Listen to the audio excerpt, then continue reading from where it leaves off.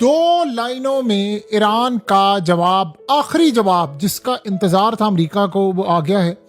और वो जवाब आया है ईरान के स्पीकर की जानिब से जो मुज़ाकरात में शामिल है। सिर्फ दो लाइनें हैं, आपको सारी समझ आ गई होगी कि सूरत हाल क्या होगी। कल रात को ट्रम्प ने क्या किया है, खबर ब्रेक करवाई कि जी अटैक होने वाला है। कहा मैं अपने बेटे की शादी में नहीं जा रहा। कहा कि मीटिंग सारी कैंसिल हो गई है। ईरान ने एयर स्पेस खाली कर दी। अटैक की तैयारी, ये सब कुछ था ना।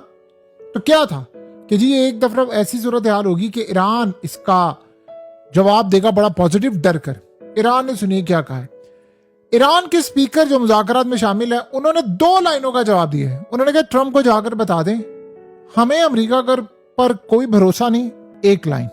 दूसरी लाइन, जो मर्जी अमेरिका कर ले हम सरेंडर नहीं करेंगे और किसी सूरत अपनी शराय से पीछे नहीं हटेंगे, जो होता अमेरिका से कर ले, बस दैट्स इट।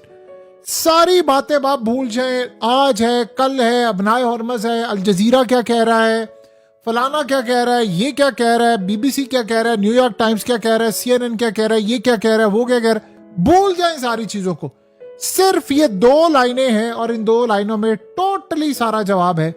उन्होंने कहा है कि जाकर बता दे ट्रम्प को कि अमेरिका पर हम किसी से भरोसा नहीं करेंगे और जो मर्जी हो जाए अपनी शराय से पीछे नहीं हटेंगे, बस दैट्स इट। यानी शरायत क्या है। और आज उन्होंने साथ एक और चीज दोबारा रीबिल्ड करते हुए ऐड कर दी कि पैसे तो हमने लेने हैं जो हमारा नुकसान हुआ है, ये ना भूलिएगा। और वो कहा है कि वो गल्फ कंट्री से पैसे लेंगे जिन्होंने अमेरिका को अड्डे दिए थे और वो अड्डे हमारे खिलाफ इस्तेमाल हुए हैं।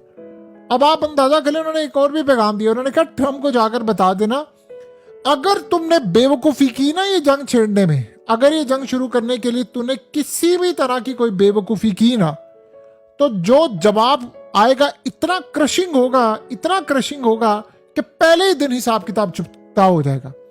और आप अंदाजा करें, उन्होंने कहा कि किसी सूरत कॉम्प्रोमाइज नहीं होगा और ना अमेरिका पर भरोसा है और ना ही सूरत हाल। अब जो होता है कर ले, हमने अपनी गुजारिशात जो शराइत है वो रखी हुई हैं, इससे हम पीछे नहीं हटेंगे। अब आप बताएं कि जब ऐसी सूरत हाल हो तो क्या होगा।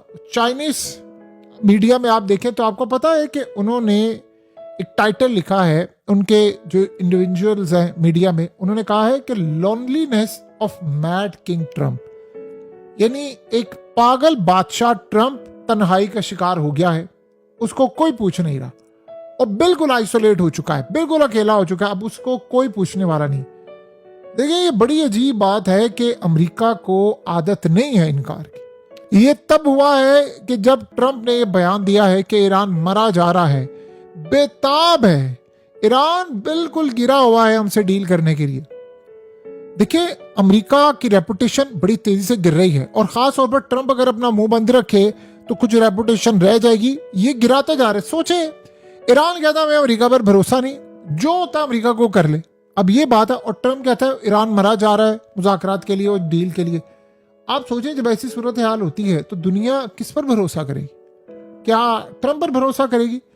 देखिए सबसे बड़ी बात यह है कि उन्होंने